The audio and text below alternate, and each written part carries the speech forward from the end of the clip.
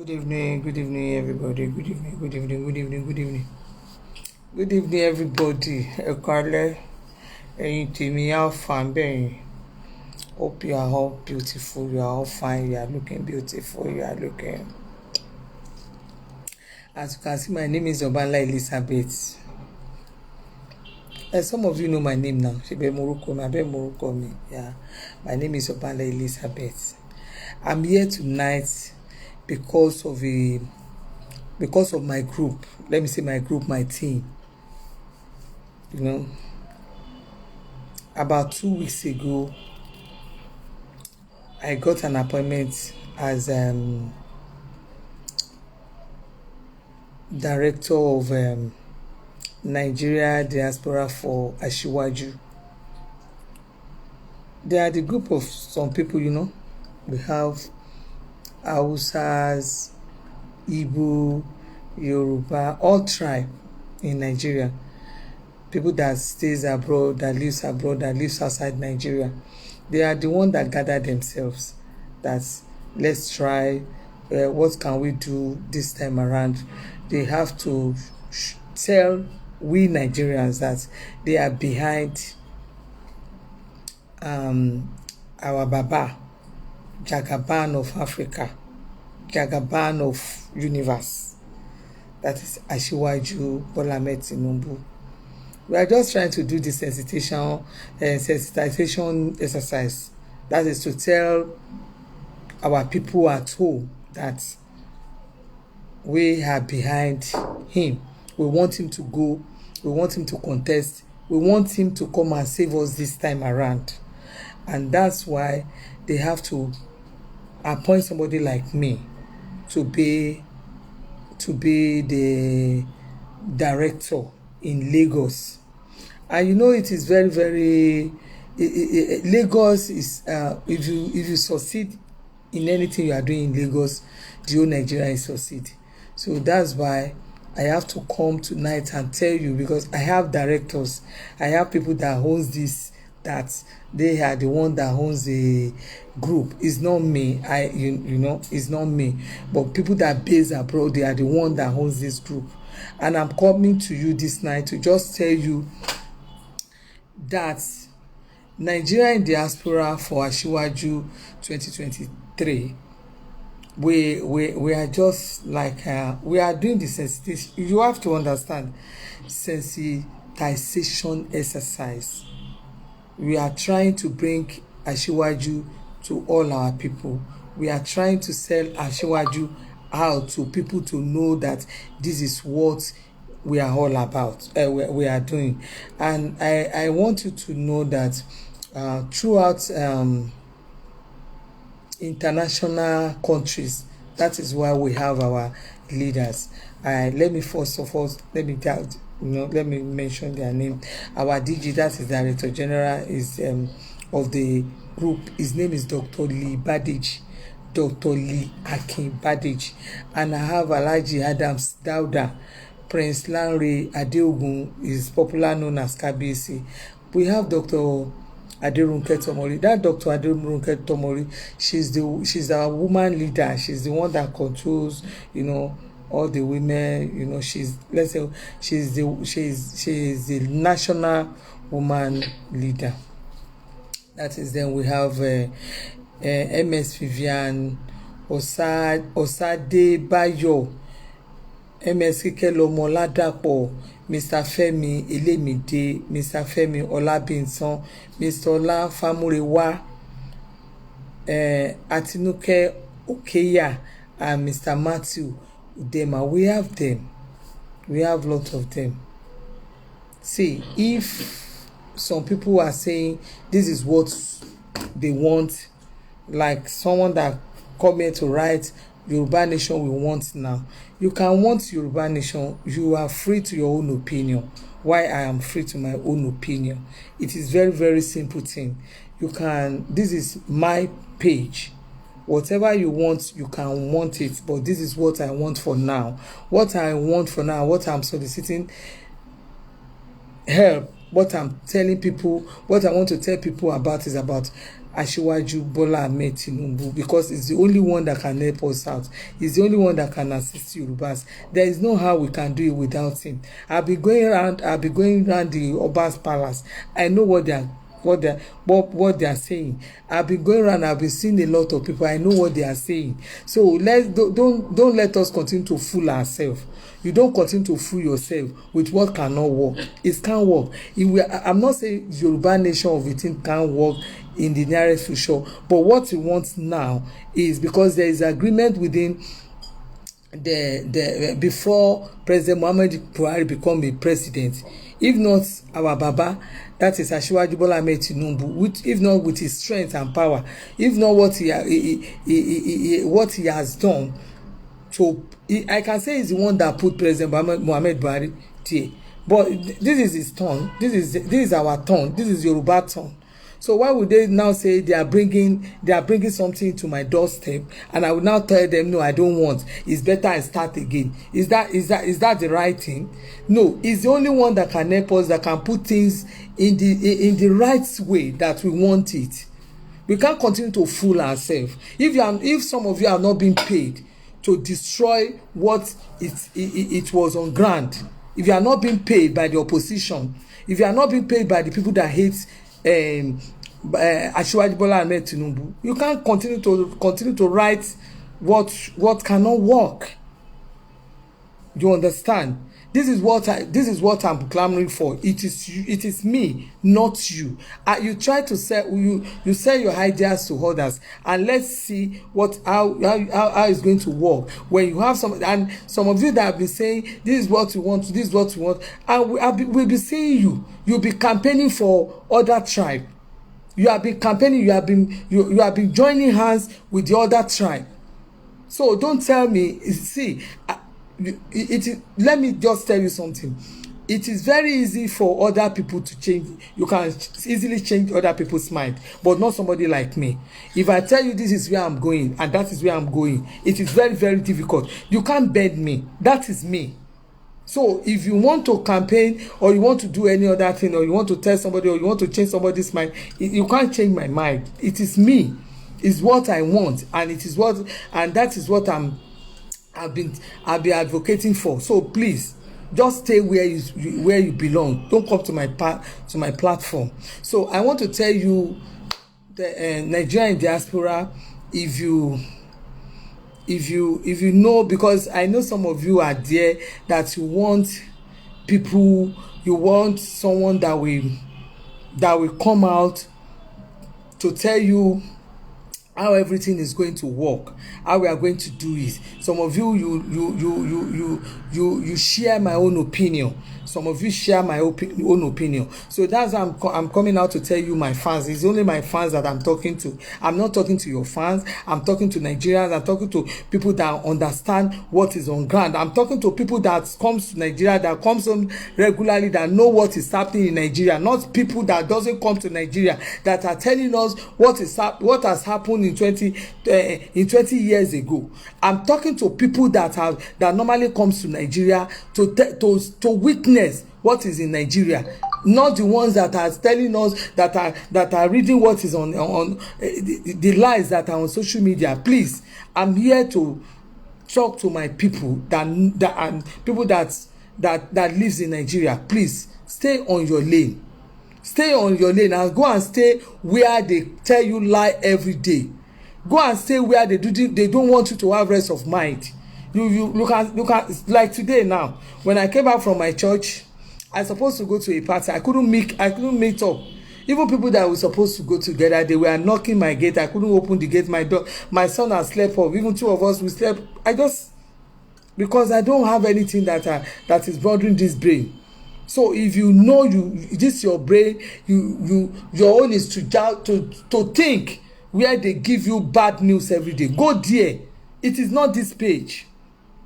So go to where you have been giving yourself bad news every day, bad news. So if you are abroad, this is what some of our people have been doing. They have been doing it, and they gather themselves. Some of you want to join, and you have been thinking of how you are going to join. How do you if you are in America, Canada, any Europe country, even if you are in Ghana, you are free to join us. You are free to join us. We have like now, this week now, this new week, I have where I'll be going. And let me tell you, if you think you can't join now, if you don't join now, when you see what we are doing, at the end of the day,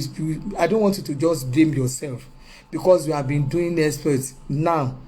Don't just wait for somebody to just tell you, no, it won't work. It will work. This will work. This will work. If others has been failing in what they have been doing, we are not going to fail. This will work. Asiwaju will become our next president. He's going to be our next president. If you like, kill yourself. If you like, kill yourself. Because you cannot tell me somebody that it is a written agreement. It is something that has been written down. Why will you now say it is own tongue now, and you start bringing out lies, and you want some of us to believe you? For me, somebody like me, I won't believe you because it is not something I read on the newspaper. It is something that I knew. It was a well-arranged something that is on ground, and you can't not just come today and some people will pay you to be using your mouth to be tarnishing the image of that man, and you want us to start looking at you. It can't work. Àwọn arìn dáadáa à ń jáde àárín nǹkan táwọn èèyàn sọ, àwọn bá ń sọ, àwọn aráàlú ń sọ, àwọn ọ̀kà, àwọn tó kàn jẹ́ tó jẹ́ kínní, àwọn tó ti jẹ́ pé ẹ ti pollute mind àwọn èèyàn. Tẹ́yìn bá ń fẹ́ nǹkan, àwọn òdebì kan ká bàyín jẹ́ ká ní ẹ̀ ń ṣe kankan, àwọn ń báyàn jẹ́, èyí lẹ́ ń fẹ́nu bà àwọn èèyàn jẹ́, ẹ má bà àwọn èèyàn jẹ́ kiri. By the time tẹ́yìn fẹ́nu bà ẹni tó lè gbà wá, tẹ́yìn fẹ́nu bà jẹ́, kẹwàá wo bí tán ti fẹ́ gba ẹ̀yìn, wọn ò ní gbà yín, kò sẹ́ni tó máa gbà yín. Ṣé bẹ́ẹ̀ ṣe fẹ́ sọ pé fẹ́ ṣe Yorùbá nation, ta ló fẹ́ gbà yín? Ta ló fẹ́ gbà yín? Ìgà tẹ́ ń jà tẹ́ lè dájà, lè dá ṣe, lẹ́mìí ẹ̀, tí lágbára, tí lẹ́mìí ẹ̀. Power yín ò tí ì débẹ̀. Power yín kò tí ì débẹ̀. Wọ́n ò mọ̀ yín, wọ́n ò mọ̀ nǹkan tẹ́ ń sọ. Àwọn èèyàn kàn mọ̀ yín ní online bí bully. You bully every day. Ẹ̀yin kan bọ́ online sí ìyíwẹ́sí, wọ́n ṣe nǹkan kan o.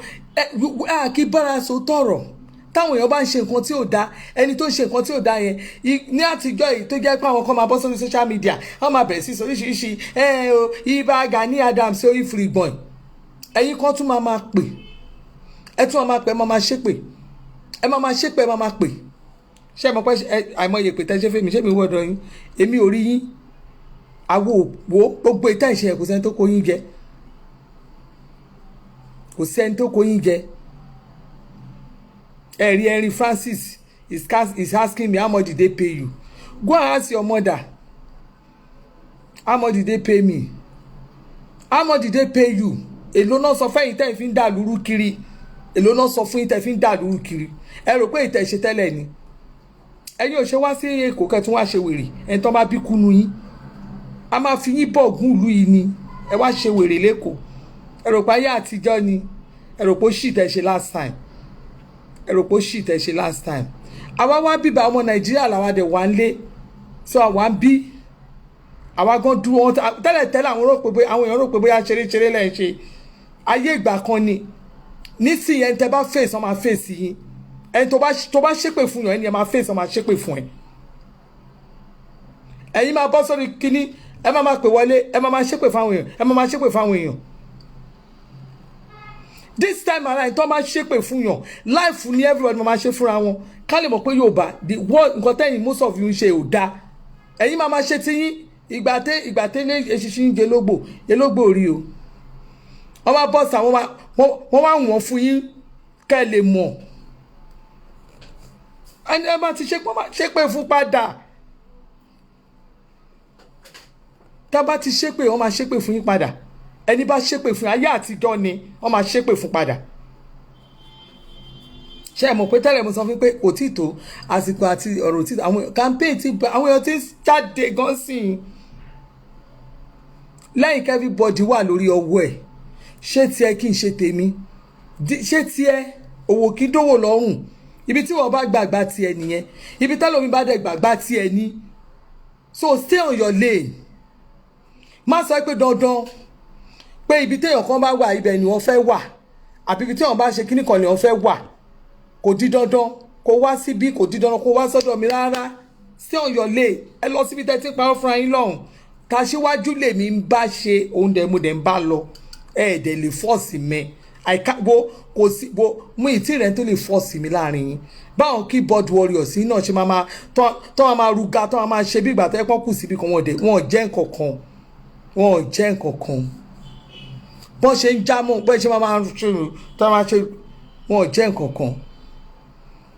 ẹ jọ nítorí ọlọ́yin ọmọ nàìjíríà tẹwà lókè òkun ṣẹ́rípa ti dárúkọ àwọn èèyàn tó jẹ́ pé wọ́n tán dá ẹgbẹ́ sílẹ̀ a ní àwọn èèyàn tó dá ẹgbẹ́ tó jẹ́ kínní a ní àwọn ìyá àsàlẹ̀ a ní àwọn bàbá àsàlẹ̀ aláwọn èèyàn tán dìde tán ti wò pé yes aṣíwájú lókun la dẹ̀ máa gbé fún ẹni tí ò bá tẹ́ lọ́rùn kó change ìlú ẹ̀ bẹ́ẹ̀ ṣe ń change ẹ̀ máa change ẹ̀ lórí social media ẹ máa gba pálí lórí social media ẹ máa náwó yín lórí social media yín ò kàn wá owó kó yẹn jẹ owó náírà ni mo ṣì ná náírà ni mo ná mo dẹ̀ ń lo international passport black international passport Nigeria international passport ẹ kó wá sí yẹn ni mò ń lò òun náà ràn òun ló sì ń jáde káàkiri òun mo sì fi ń travel so ọmọ nàìjíríà ni mí ni confam apáti òṣì so ẹ lè change ẹ nobody can change me ibi tí n bá fẹ́ dúró ni màá dúró bẹ́ẹ̀ gbòmìnira lẹ́yìn mo lè decide kí n dúró sí nàìjíríà ẹ̀rọ gbogbo ẹ̀kọ́ ló máa bá yín lọ náà gbogbo ẹ̀kọ́ ló máa tẹ̀lé yín ọmọ nàìjíríà lèmi so stay on your lane ibi tó bá wà ló máa dúró sí àwa kọ́ dẹ̀ dúró láti dúró sí nàìjíríà so tá a bá dúró sí nàìjíríà yẹn that does not mean pé you can't trespass lórí territory mi stay on your own territory bí tá a fẹ́ dúró ní kẹ́ dúró now what's your own problem with mine must I be with you must I stay with you ẹ̀rí ẹ̀mí tí ẹ fẹ́ block ẹ̀ tẹ̀ máa block ẹ̀ ẹ̀ tó sọ ẹ̀ rí wọ́n máa lọ join orúkọ àwọn ọmọ Yíbò àti ìkíní wọ́n máa join orúkọ ẹ máa join orúkọ ẹ bá máa sọ̀rọ̀ láti máa bẹ̀rẹ̀ àwọn ọmọ ọlọ́mọ àlè wọ́n máa sọ fún yín pé èèyàn kan máa lè èyí tó jẹ́ pé ẹni tó bá àwọn ìyá yín gan ẹ̀ lè rọ́mọ Yorùbá tó ń bí ire tó jẹ́ ọmọ Yorùbá gangan kó máa wọ yánmayàmá ẹ sọ̀rọ̀ sọba ṣàì ẹ sọ gbogbo èèyàn ní ṣàì ẹ kò máa sọ̀rọ̀ sáwọn èèyàn ṣàì ẹ tí ẹ wá ní nǹkan tẹ́ ẹ respect láyé gbogbo everybody ṣàì ní ẹni bá ṣe gbogbo ìpè máa ṣépè fún yàn ni èpè ni ẹ máa pè lórí show ẹ máa pè ní wọ́n máa pè ní ẹ̀yin tó jẹ́ pé ẹ jámọ́ nǹkan kan you stay on your own lane Nigerian diaspora for aṣíwájú NDA làwa tàbá ní NDA àwa ló ti ṣe tó ra nígbàgbọ́ nù Ọlọ́run bàbá ẹ̀ làwa fẹ́ tiwa Tinubu làwa fẹ́ Jagaba làwa fẹ́ ọkọ̀ Olúrẹ̀mí làwa fẹ́ ìwọ tó o bá fẹ́ lọ jókòó ara ẹ̀ jẹ́ change ìlú àbò bínú sí owó kí dówó lọ́rùn náà ṣebí ẹ̀yin náà tó jẹ́ pé ẹjọ́ ọmọ olùbòmí tẹ́jọ́ ọmọ Nàìjíríà tẹ́dẹ́ abroad tẹ́dẹ́ kínní tẹ́ change nationality èèyàn kan ò mú sí so ẹ ti ní ìlú bòmí tẹ́ claim so why tẹ́ bá máa da ọmọ Nàìjíríà láàmú ọmọ Nàìjíríà làwa ìlú bẹ̀ ládẹ̀ wà so ó ti di face to face nísìn ìlú bí tó bá wà ní kò claim wọ́n ti fún yín ní ìwé ẹ ti dánmọ́ ní ìlú bòmí so why disturbing us nínú ìlú tiwa àbọ̀ sọ fún ẹ ó wá dì mí lọ́wọ́ sọ pé mo ní another national ọmọ Nàìjíríà lèmi àmì confam Nàìjíríà so ìwọ tó jọmọ lu bòmí kò lọ state ibi kankan yes appointment náà ni appointment ni àwọn òdó lórí gbogbo yamayama tẹ̀sán yẹn àwọn òdó lórí yamayama ẹ̀rí sìn we move forward kíní kan ẹ̀rí òun ló ń kọ́ yìí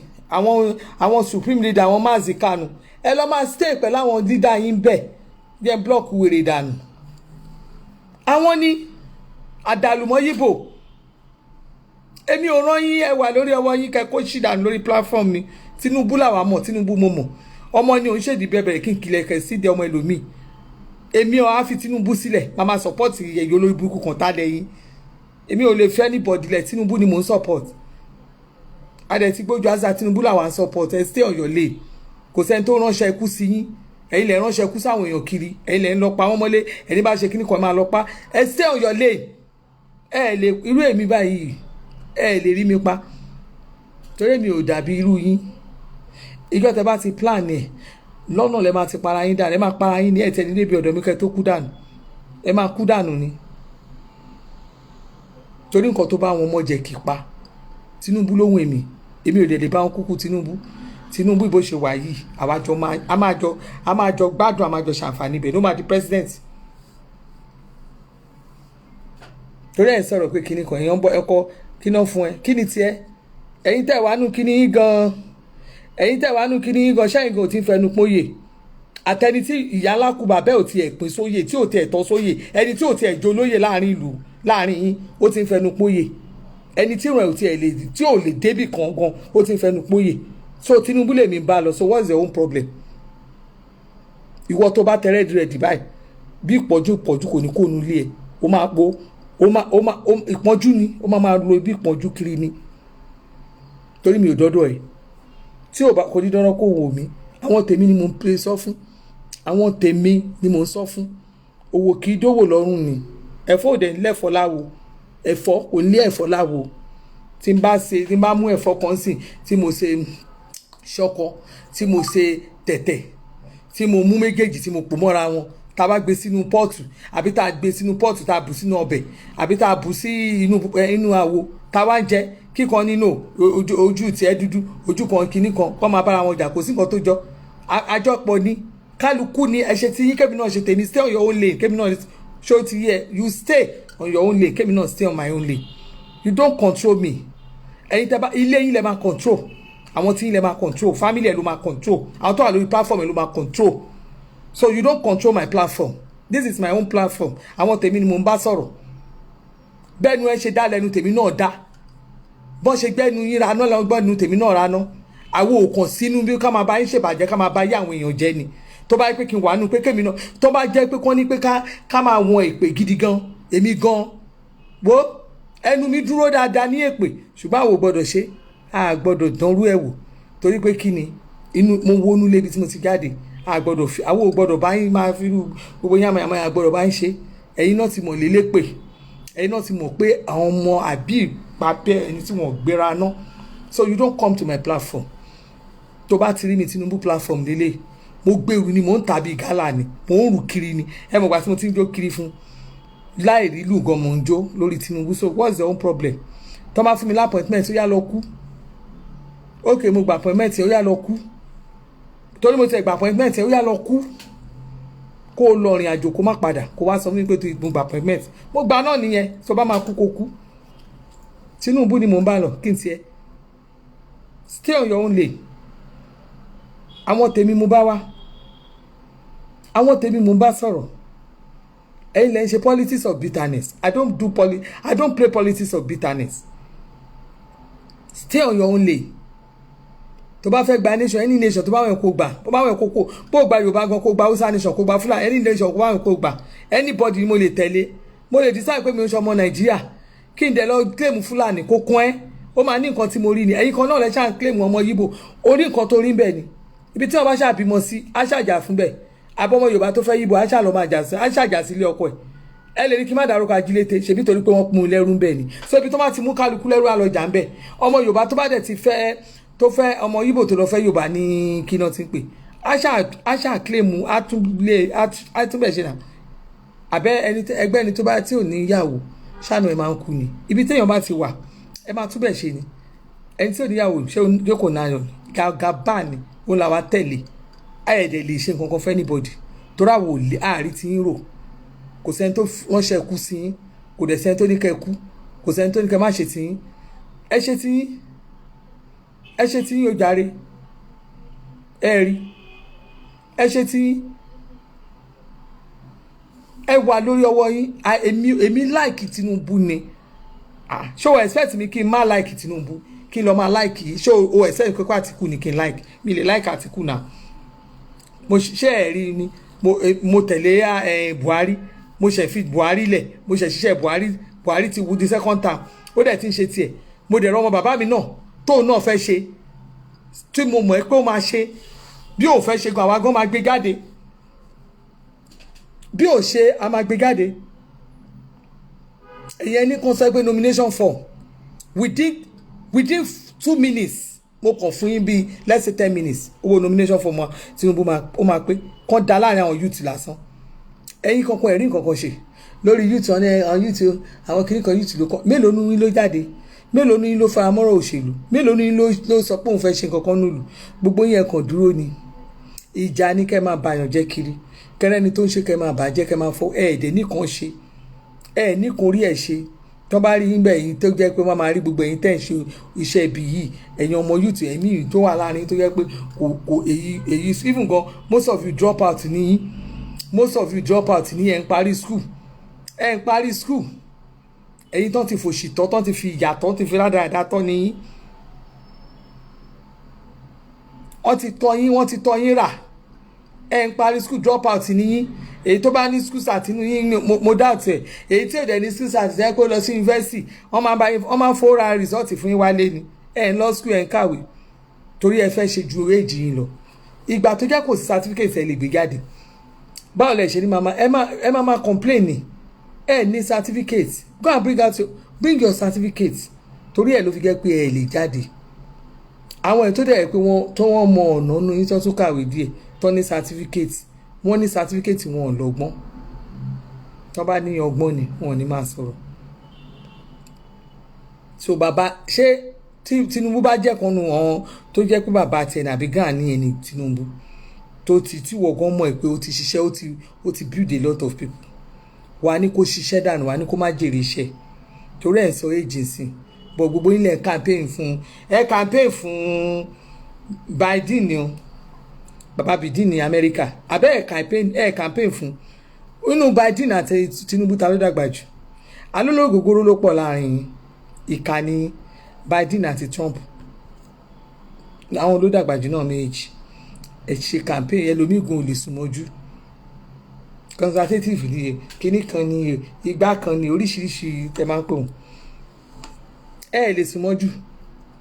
sùn mọ́jú àjùfọ̀ jàre ẹ̀rọ àjùfọ̀ Jonathan ọmọ PDP mo ti rí Tinubu ló máa ṣe àjùfọ̀ àjọ máa ṣiṣẹ́ ni tán bá rán ẹ pé kó wá lù mí pa kó tó pa mí èmi gan máa kọ́ ní kan bá mi yín yẹn lọ́rùn torí ìbò tẹ̀sán bẹ̀rẹ̀ Tinubu for president ọ̀rọ̀ ẹ̀ yà mí lẹ́nu àjùfọ̀ ó lè wọ́ tíìmù mi torí ẹ̀rù ẹ̀gbọ́n bá mi ó mọ bó ṣe máa ó tákù bàbá ẹ̀ kù èmi ò lè jẹ́ kó súnmọ́ mi kó má ìwọ jẹ́ ọ̀nà PDP máa rán sí mi kó wá lù mí pa àjùfọ̀ torí Tinubu for president ẹ̀ bó ṣe ń rò lọ ẹ̀ ó rò pé wá mi ò rí ẹ̀ mo rí ẹ látàárọ̀ ẹ̀rù ẹ̀ bà mí sọ́dún ṣe jẹ́ ìbá mi lẹ́rù torí kò sí táwọn wọ́n ti mọ̀ pé àjùfọ̀ yẹn wúmà yẹn kò lè pé jẹ́ PDP kò lè lórí platform ẹ̀ ó láìkẹ́ ó ṣe ó lè jẹ́ ọ̀nà wọn wá sí mi náà èmi máa jẹ́ kó wá lù mí pa àjùfọ̀ ìjọ ló wá di Tinubu for president wá ń tẹ̀ léraléra ṣòro pé èmi ò lè fọ́ fún ẹ mi ò fọ́ bá gbọ́ má fọ́ bí mo ṣe ń káàkiri gan wòmí à ń jà àjà always guide ni mo guide ara mi pa ṣòro pé èmi ò fọ́ gbogbo orúkọ bẹ́ẹ̀ yẹn o màá kàn lọ rí ẹnìkan àwọn kan àìmọye àwọn coordinator online tí mo ti rí madam ẹ jẹ́ kí n máa ń coordinate bí ẹ jẹ́ n coordinate bí èmi máa ń kẹ́ ẹnìkan máa ní ẹ máa bọ̀ bí ọba kan ní kẹ́ máa bọ̀ kí n dá àdúgbò bẹ̀ kẹ́ mú mi kẹ́ lọ yín mi lọ́rùn tí mo mọ àwọn iṣẹ́ tẹ̀lé ṣe kí mo mọ iṣẹ́ tẹ̀yàn position lè ṣe tó yẹ pé ká ló pọ̀ láàrin èmi fúnra mi bí mo ṣe wà yìí mo gbowó always guide ní brain ń ṣiṣẹ́ o rò pé èèyàn kan lè pè mí kí n tó lọ anywhere ẹni tí mo lọ báyìí á jẹ́ confam real person máa ní direct contact ni ṣòro pé èmi olóṣèlú paraku ni mo lè má play but I know how to play it mo mọ bó ṣe ń lọ mo bó ṣe ń rò èmi ayé kẹ́yìn kan á lọ tàn mí pa kẹ́ ló lù mí pa síbì kan èyí tó jẹ́ pé some people are full of evil. Èkó ló ń jẹ́ Nàìjíríà bẹ́ẹ̀ ni akọ̀kẹ́ agbọ́n má bí wọn Èkó ló ń jẹ́ Nàìjíríà torí ẹ̀ náà ṣe lóru èmi ni láti jẹ́ coordinator Nigerian diaspora for Aṣíwájú. You understand? Wọ́n lò mí fún ni so èmi dẹ̀ ń ṣiṣẹ́ tèmi Timothy Ogunbọ̀nà ẹ̀yin tí ẹ sọ̀rọ̀ dáadáa wọ́n ní well done madam ẹ kí mi dáadáa wọ́n ní Yorùbá nation is the only our solution ẹ sọ dáadáa ẹ̀yin tí ẹ sọ̀rọ̀ dáadáa ẹ̀mí ní kò ń ṣe solution yín but èmi ò mọ bí tí mo ti fẹ́ bẹ̀rẹ̀ ọ̀rọ̀ Yorùbá nation yín yẹn so èmi ò bá yín sínú àwọn tá a fẹ́ èmi ò bá yín sínú pé kò ní síbo ìbò wà ṣó ti yé yín ìbò wà ṣẹ́rí style kò ní síbo yẹn ẹ má fi dàbò nù àwa kan ti mọ̀ pé bò wà ṣó ti yé yín ìbò wà ẹ mọ̀ pé kò ní síbo wọ́n ṣe congress wọ́n ṣe gbọ́ ẹ̀ ṣe lọ́bẹ̀kẹ́ lọ́dà bẹ̀rù ó yẹ ká ẹ lọ́kẹ́ níwọ̀n ní ṣe náà ẹ fi gbogbo yẹn lẹ̀ ń filẹ̀ wọ́n ṣe àwọn bo local government ẹ̀ ń fi wọ́n lẹ̀ wọ́n ń jẹ́ kán ṣe wọ́n ṣe àwọn tó kù wọ́n sọ ẹ̀ ń sọ ìyẹn ẹ̀ ń jẹ́ kán ṣe but tó bá di presidency ẹ̀ ní kò sí ẹ̀ wá fèsì irọ́ lẹ pa ẹ wo irọ́ funfun lẹ pa Tinubu ló máa ṣe gbogbo àwọn brain táwọn èèyàn ti lò tán ti fi fáwọn èèyàn lówó tán ní kẹ́ máa fi campaign rọ kiri yẹn àwa gan a máa tátán pẹ̀lú yín ni kí ló ń jẹ́ bẹ́ẹ̀ gbogbo òbò tó kù ó máa lọ àbí but ti president yẹn 2023 Tinubu yẹn nìkan ni problem gbogbo yín ẹni bá máa kú kó kú before then ẹni tí ò bá ní ṣe kó má ṣe Tinubu ló máa ṣe ẹ̀yin tèmi tẹ bá fẹ́ pè mí ẹ pè mí lórí 070 60 40 36 00 tẹ bá wà labroad tó jẹ́ pé ẹ fẹ́ bá díjì mi sọ̀rọ̀ ẹ pè mí màá connect yín mọ́ díjì ẹ̀yin ọmọ Nàìjíríà tẹ̀ ń ṣe dáadáa lókè òkun yẹn tẹ bá fẹ́ join ẹgbẹ́ yẹn ẹ pè mí one family la ní ṣó ti yé yín so ẹ pè mí láti lè join ẹgbẹ́ yẹn àwa ti dó sílé láti dílé mú àwa máa dílé mú ṣó ti yé yín bẹ́ẹ̀ náà ṣe náà tó ń campaign fún yín lé bẹ́ẹ̀ làánà wà ń lé a máa campaign fún Tinubu lé ayé iṣẹ́ rí gbogbo tẹ́ ẹ̀ ń ṣe sẹ́yìn àwọn èèyàn iṣẹ́ mọ̀ ẹ tí ra àwọn èèyàn bẹ́ẹ̀ yàn ṣe rágbàràgbà ń sìn wọ́n á lu ìgbó wọ́n á lu ìjálajàla kò tẹ́ ẹ̀ ń ṣe south west táwa yìí kò ń ṣe south west táwa yìí kéèyàn wá ṣe wèrè anywhere ibi anywhere ẹ ní mọ ibi tí wọ́n máa lù yín ní alurin alùjá bàtà torí báyìí pé bẹ́ẹ̀ ṣe ń ṣe kíní kan nation lẹ́fẹ̀ẹ́ yẹn tẹ́ ẹ̀ dárúkọ Tinubu tẹ́ ẹ̀ bú tẹ́ ẹ̀ sọ̀rọ̀ tẹ́ ẹ̀ ṣe àti mọ gbogbo ibi tẹ́ ẹ̀ lọ náà àti mọ gbogbo iṣẹ́ yín àti mọ ibi tẹ́ ẹ̀ gbọ́rọ̀ lọ but this time around kẹwàá máa dé kéèyàn kan káwọn kan máa ṣe nǹkan kẹwàá máa sọ pé ẹ fẹ́ dúró alusáré ẹni ibi tẹ́ bá ti ń ṣe campaign yín bóyá ọjà lẹ́dẹ́ ẹ sọ òrìṣẹ́ ẹ jọ Yorùbá nation kíní kan ẹ máa sọ ti yín bọ́kẹ́ débẹ̀ kẹ́ máa ṣàwọn ọba wa kẹ́yẹ débẹ̀ kẹ́ máa ṣe kinní kan gbogbo wọ̀nrọ̀wọ̀nrọ̀ ayé àtijọ́ yẹn wọ́n á lu ọmọ mi ìdásíwòwò ẹ má try it this time around Tinubu làwọn bá lọ àwọn ti Tinubu dáwọ́dẹ̀ ṣiṣẹ́ àti dúró everywhere àwọn èèyàn ti dúró àwọn ọlọ́jà ti dúró àwọn everybody àwọn èèyàn ti dúró gan gbogbo ìtẹ́sán yẹn kéré ẹbí tẹ̀ bìlò àwọn èèyàn ti dúró ṣé àwọn gbogbo ìgbà yẹn kò sí nǹkan kan àwọn èèyàn tẹ̀ tí everybody ṣe ẹ̀mọ̀ eré ṣeré ni ẹ bá lọ ṣe nonsense káàkiri sìn àwọn ọmọ abáyín po wàhálà gan-an àdúgbò wa tá a wà ń bí south west tá a wà ń bí àwọn òsínlẹ̀ Ìgbò àwọn òsín south east o a òsín south south o ilẹ̀ bíbá ẹ̀ làwọn àti mọ̀ pàwọ́ Yorùbá tó Yorùbá ni a fẹ́ bára wa pò this time anybody ẹ̀rí yíyá yín ni kálukú mú eré ẹ̀ di area ẹ̀ mú kémi náà di area mi mú ibi tó bá lágbára dé ni kò ṣakọdé o tó bá ṣakọ dáwọn ibì kan tí ó yẹ kó ṣakọdé this time ẹ máa báyà yín bẹ́ẹ̀ ni ẹ gbàgbé òṣè máa báyà yín bẹ́ẹ̀ ni ṣáà gbogbo àwọn nǹkan tẹ́ ti ṣe sẹ́yìn táwọn èèyàn ń wò yìí gbogbo àwọn ibi tẹ́ ti ṣẹnu oríṣiríṣi tẹ́ ti bú everybody tẹ́ ti bọ́ bẹ́ẹ̀ ti bújò yẹn àwọn èèyàn dóde yín káàkiri wọ́n máa mú fún yín gidi wọ́n máa mú fún yín gidi this time èmi bọ́ sàmúra ń fún yín lọ́wọ́ ni o gbogbo bí tẹ́ ti bú oríṣiríṣi àwọn babújò yẹn ní ohun tẹ́mi fẹ́ àwọn míì nǹkan mi wà ẹ má rò pé nǹkan tẹ́ rí lórí social media yẹn ni o àwọn míì wà tó jẹ́ pé máa paná mi nílé sọ̀rọ̀ mi nílé sọ̀rọ̀ o a ní jẹ́ kẹ́ gbọ́ǹta pé ní wíyà wọ́n dóde yìí ẹ ló máa ṣe yín àmọ́ gbóná àmọ́ mo ṣe tẹ́lẹ̀ táwọn èèyàn ń wò yìí tán ń wò yìí bí wọ́n ń wò yìí báyìí àwọn èèyàn kàn ń wò yìí ni ẹ lọ ṣe this time àwọn èèyàn ti jáde o Tinubu ò ń ṣe ọ̀rọ̀ gọ́vnà kan o iṣẹ́ Tinubu Ìgbò Yorùbá Haúsá gbogbo ìlú ni ibi tọ́rọ̀ dé ń sìn ibi tọ́rọ̀ dé bá dé ń sìn any party ni ẹni tẹ́mi solicit fún nìyẹn Tinubu mo solicit fún any party we are going with him any party Tinubu ni for president bọ̀ pé ẹ wá ń sọ̀rọ̀ gbogbo kìíní kan gbogbo ìtẹ̀sán yẹn gbogbo ìtẹ̀sán yẹn kan àwa kan àwa aṣẹ Tinubu làwa gbèrú Tinubu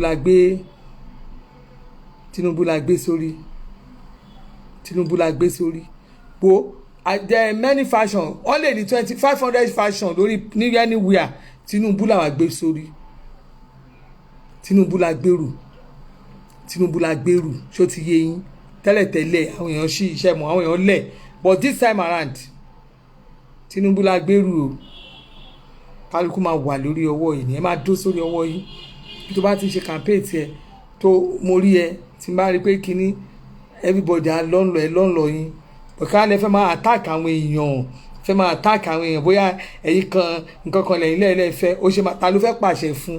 ta ló ń bá wí ìwọ ló ń gàrí wọn ládùúgbò mi ni débi tó máa wá dé tó ló fẹ́ control ta na àwọn leader yín ta na àwọn tó tẹ̀lé yín lẹ́yìn tó máa dé tó ló fẹ́ gbà àdúgbò mi mọ́ mi lọ́wọ́ ó yá wèrè mọ́ tilẹ̀ ni everybody ti lọ dílé ẹ̀ mú everybody ti dílé ẹ̀ mú yes Lagos are is your logo Adeyemi ó ní Igbos are our major problem in Lagos they don't support the Yorubas wọn ò lè support yín ṣé Igbo tó ti ní gbogbo property ẹ̀ ń bí Igbo tó ti ṣe gbogbo nǹkan síbí ṣẹ́rù kan ya wèrè ni orí wọn ò dàrú náà lọ bèrè gbogbo ọmọ Igbo ṣe gbogbo wọn ti ní PVC wọn ní PVC ẹ̀yin kan parí ẹ Igbo sí wọn ń ṣe campaign wọn wá ṣe campaign it's not new wọn ti ṣe rí Ngige tí wá campaign lẹ́kọ̀ọ́ rí bọ́ ṣe ń lọ nìyẹn wọ́n á lọ sí Alábà wọ́n lọ sí Sùúrù Alábà wọ́n á lọ sí gbogbo ibi tán Igbo wà it's not new thing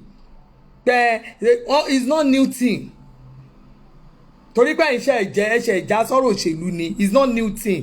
gbogbo wọn láti eastern part wọ́n máa wá campaign ní kínní even Obi ti wá campaign bírí Obi nígbà tó fẹ́ lọ fún governorship Anambra bí bolo ló ń gbà yẹn ó wá sísàlẹ̀ bí ó wá sí kó wá ṣe campaign Èkó ni àwọn tó finance wọn wà ibẹ̀ ni àwọn tó lówó lọ́wọ́ wà gbogbo àwọn jàtẹ́rí tí àwọn Igbo dominate ẹ̀bẹ̀ náà wà so don't come and tell us what you don't know. So ẹ wo gbogbo ìtẹ́yìn sọ yẹn àwọn ò rí yẹn o àwọn Igbo gan tó wà lẹ́kọ̀ọ́ gan gbọ́dọ̀ sọ pé ibo ni Tinubu fẹ́ gbé gbà táwọn gan ò ní fẹ́ kú àwọn onílé ní nǹkan tá a fẹ́ nìyẹn ẹ̀yà àlejò lẹ́fẹ̀ẹ́ wọn máa control wa àwa tá a wà àwọn Nigerian diaspora àwọn tó ń jọ ọmọ Nàìjíríà tó wà lókè òkun àwọn kan kóra wọn jọ pé òkè ẹ jẹ́ ká ṣe ká support ká ṣe ẹ̀yin kan wá ń sẹ kéèkìní ẹ bá àwọn Nigerians in diaspora kan bọ́ ẹ support yín pé kankan náà fẹ́ àwọn kan náà máa support wa náà náà wọ́n máa support wa you don't think you have everybody you can't have all majority ló máa win yẹn àwa ní support àwọn ọba tẹ̀yìn yẹ̀yẹ̀ yẹn a ní support wọn àwa ní support Tinubu tẹ̀yìn ò like àwa ní support àwọn olóṣèlú bàbàbàbà olóṣèlú ẹ ò gbà táwọn swaga jáde ẹ rí àwọn ẹ rí wọn ní ministers gbogbo wọn ẹ rí wọn tán dìde ni ẹ rí wọn ṣe dúró ni ẹ rí bí lè ṣe kún ni gbogbo yẹn ló ń pẹ́pẹ́ yìí náà a máa pẹ́pẹ́ yìí kú ni ẹ léèyàn náà àwọn tó support yìí gan wọn bí wọn kú kọ́ gbójú jáde Nàìjíríà báwọn àwọn sponsor yìí wọn ò tó bẹ́ẹ̀ ìyẹn lè máa fi mọ̀ pẹ́ léèyàn gidi lára ó yẹ káwọn èèyàn gidi jáde náà kọ́ máa support akọ̀mọ́ àwọn ahúnráhùn kan understand àwọn ahúnráhùn kan àwọn ẹlẹ́yìn sọ pé àwọn leaders who is your leaders àwọn lẹ́fẹ́ máa dẹ́rù bá ń bíbà yes wo bí o àìgè làwọn wà ń bí o àìgè ikú ọ̀lẹ̀ tó bá dàdúgbò mi ò lè ṣe flafla gbàgbé òṣì ẹ bá pé wa ẹ̀ ní pé lọ o ẹ bá máa ṣe gbogbo wèrè yẹn o gbogbo àdúgbò kọ̀lẹ́ máa ṣe yàmàyàmà yẹn ẹ lọ́ máa lọ campaign yín ní abúlé yín lọ́hùn kó yín lọ́hùn bí tí wọ́n bá ti rí pọ́n ti ń lọ dó àwọn anybody àgbọ̀ pọ́n dòyàn mọ́ báyìí náà ṣe bóyá ká ṣe máa mú wọn lóko wọn àgbọ̀ náà ẹ fẹ́ kí Buhari gbé tukado wà bí ni ṣe fẹ́ kí Buhari máa gbé plane wá bá wa kó wá ká mọ́ bí kó tún máa ẹ bọ́n ṣe ń kó gbogbo àwọn tó wà náà ti tán wọnú bá ẹ fẹ́ sọ wá di bandit bí kò sí bandit ní south west kò sí bandit kan south west ẹ kó ṣì sọ̀hún gbogbo àwọn ẹ fẹ́ gbogbo àwọn playing kìíní òṣì gbogbo tẹ́ fẹ́ máa play fún wa yẹn wọ́n lé yín kàbàkàbà náà abẹ́ ń ṣì ni gbogbo dáadáa tẹ́ fẹ́ máa play fún wa tẹ́ fẹ́ máa make rí yẹn wọ́n lé wèrè yín kàbàkàbà ẹ fẹ́ kọ́ máa gbé plane wá ká mọ́ bí kọ́ máa pa àwọn ẹni ẹlẹ́ni látòrí òfurufú ẹ jọ nítorí Ọláwúra yóò ṣì o ẹ jọ yín tèmi tẹ́ bá wò pé ẹ fẹ́ bá wa ṣe ẹ fẹ́ join àwa síbi àwọn òbèrè owó lọ́wọ́ yín ẹ ṣáàrí t-shirt mi you want this ẹ wo cap yìí àwọn nǹkan tí mo ní ìdíjú lélẹ̀ wọn tó bá ń tẹ̀lé mi jáde ká máa rí nǹkan lò àwọn nǹkan tèmi nídìí nìyẹn ṣó ti yé yín you want to print exercise book for us you want to print t-shirts you want to print umbrella biro àwọn nǹkan tá a máa fún àwọn èèyàn la fẹ́ àwa bíbá a lè ní ká tẹ pépà kí máa tẹ ẹ máa fún àwọn èèyàn lówó ẹ máa fún àwọn kan lówó àwọn àárọ̀ o tó bá ní souvenir just give it to us nǹkan tá a tẹ̀rẹ̀ àtúntẹ̀ sẹ́yìn ẹ̀ tá a bá tẹ̀ ẹ́ kọ́kọ́ sì sí orúkọ yín tẹ́ bá fẹ́ kó wà bẹ̀ ẹ́ fi fún wa a máa fún àwọn èèyàn káàkiri ni souvenir la need ṣó ti yé yín ẹ̀yin tèmi ojú òní tì torí mo ṣe wá mi ò torí àwọn ras wá síbi àwọn ras mi ò torí àwọn tó yẹ pé wọn jẹ́ nǹkan kan wá bí ẹ̀yà alálùbáríkà ẹ̀yin tẹ́ ti gbé lóyìnbó tẹ́ ṣe dáadáa ẹ̀yin tẹ́ wà Nàìjíríà táṣìírí yìnbó kò ṣe àwọn I never sure àwọn tó ń fowó dà lóru tó yẹ pé pépà wa rẹ̀ ẹ bá wa support àwọn onísọpọ́ọ̀tì sọnù olè olójú kòkòrò abatẹnijẹ́ àwọn onísọpọ́ọ̀tì olè tó ń roko sọ́dọ̀ ara wọn owó olówó owó tẹ gbogbo àwọn tó owó tẹ gbà lórí social media Ọlọ́run máa ó máa sọ yín doníhòòhò ó máa báyé yín jẹ́ ẹ máa ṣẹ̀sín ayérayé ẹ máa ṣẹ̀sín owó wèrè tẹ gbà láti yọ̀dẹ̀ ti gbowó lórí burúkú òṣì tẹ gbà ẹ lè kó ara yín jọ káàtẹ̀ rí kẹ kóra yín jọ kẹ tóbi mélòó kan ẹ kàn máa joyè keyboard warriors you can't even travel down to Kotonu lẹ́lẹ́ bíbá àṣẹ ìtẹ̀ jẹ́ mọ́ nǹkankan ẹ̀yin nonsense ẹ̀yin rádaràda òṣì àwa ń sọ̀rọ̀ àwa tá à ń jáde tá à ń lọ káàkiri ẹ fẹ́ máa control àwọn ìyá yín àwọn tó jẹ́ àwa tá à ń travel káàkiri tá a lè wọ plane anytime tí ò ń ṣe rádaràda òṣì tó jẹ́ pé ojú kan lè jókòó sí ẹ̀yin rádaràda ẹni máa dáṣọ fún ìtọrùn ẹ̀ la máa kọ́ wò náà ẹ̀ ní kankan lé ẹ̀ nílé ẹ̀ ní kankan ẹ̀ lẹ́bí nothing to show up for all what you have been doing nothing rubbish set of idiots wọ́n máa bọ́ síbi bá máa kọ́ àwọn tàbí fẹ́ control abẹ́ ìṣí ìjọ rẹ̀ ti ń ṣépè fún ṣé mo sá fún yín mo sá fún yín títì lájà ẹ sún kẹwàá bí wọ́n sí ẹ tẹ́ bá fẹ́ bá wa ṣe t-shirt ẹ fẹ́ fún wa ní gift yẹn ẹ jẹ́ kí n gbọ́ torí ẹ̀yin tèmi yẹn ẹ̀yin alálùbáríkà ni mo sì máa ṣe ṣáàtì dáadáa ẹ mọ àwọn idiot kan wá sí ìgbà tó kàn wá ẹrù pẹ́ lè ba ṣáàtì jẹ́ kí n má lè sọ kí ni máa mú fún yín gidi mi coordinator ti yẹ pé orí mi ni máa ń jáde máa ń gálàtì gidi ni pé àbẹ́ ẹ̀ ń ṣe òṣìṣẹ́ àwọn bàtà kan sẹ́wé kínní àwọn bàtà máa jùlẹ̀ gan-an tó bá mú pé ká léra wa a máa léra wa lọ ni àbẹ́ ẹ̀yìn àwọn tá a lè fẹ́ máa dẹ́rù bà ní Nàìjíríà bóyá Nàìjíríà Gabon àbí Nàìjíríà Kòtónú ẹ̀sùn kẹwàá bí wọ́n ṣe ẹ̀yìn tèmi ó dàrọ̀ mí ní wáyé tí ojú òní tí kówó jọ ti kówó àwọn èèyàn jọ ìdẹ̀ ń gbowó collect money from people ẹ wà athlete o and you did nothing ẹ wà athlete gan and you make it real you talk as if ẹ̀yin lè control everything ta lè fẹ́ control can you control Jagaba ẹ lè control Jagaba ẹ fẹ́ kú ni ẹ ṣe fẹ́ kú ni ta ni sẹ́ẹ̀tì yín bíbá ta ni àwọn sẹ́ẹ̀tì yín kò sí àwọn ọ̀rọ̀ kan ò kọ́ ẹ̀ríkà títí ń fẹ́ máa attack Swagger àwọn bàbá ńlá kù bàbá yín àwọn sẹ́ẹ̀tì àwọn aláṣeyọrí ló wà ń bẹ àwọn aláṣeyọrí ló wà ń bẹ àwọn senators house of rep àwọn governors ẹ̀rọ àwọn yẹn owó lẹni tẹ́ fi bá wọn jàgbà owó lẹ fẹ́ fi jàgbà tó bẹ́ẹ̀ ṣe fẹ́ kú ni ẹ fẹ́ kú ni ń ṣe swaga wọn máa pọ̀ àṣeyọrí gbogbo àwa tó tẹ̀ jẹ́ Nigerian diaspora àwa NDA lásán ẹ wá wo wà ẹ lè takú wà ẹ gbàgbé oṣù Jagaban tí ó kọ́ mọ́ níbẹ̀ ní àbúrò mi kárí wọn ẹ lè takú wà NDA ẹ lè takú wà ẹ bá mọ àwọn tó wà lábẹ́lẹ̀ àwọn tí mo dárúkọ ẹ mọ̀ wọ́n bàbá àwọn yẹn ó ti àwọn olóyè ẹgbẹ́ wa la dárúkọ yẹn ẹ bá mọ àwọn tó wà lẹ́yìn wa gangan àbí bá ìyálọ́jà nìkan lè ṣùgbọ́ o ẹ mọ̀ pé ìyálọ́jà yẹn ìyá yẹn gan ìyá gba ayé ni kò rán anybody láṣẹ unveil wọn ẹ bá mọ àwọn tó wà lẹ́yìn wa ṣe máa kú ni ẹ fẹ́ kú ni yálọ try united mayama o àwa wà nílé fún yín o a máa dúró tí yín gan ni lọ́wọ́ tá a wà yìí as from wíìkì tá a tún wà yìí sí a tún máa bẹ̀rẹ̀ outing wa a tún títí lọ a tún máa lọ visit ẹ tún máa wòran ẹ stay glue sórí péjì as from Tuesday not Monday ọ̀la is a business day ẹ tún máa stay glue ẹ tún máa dákú a tún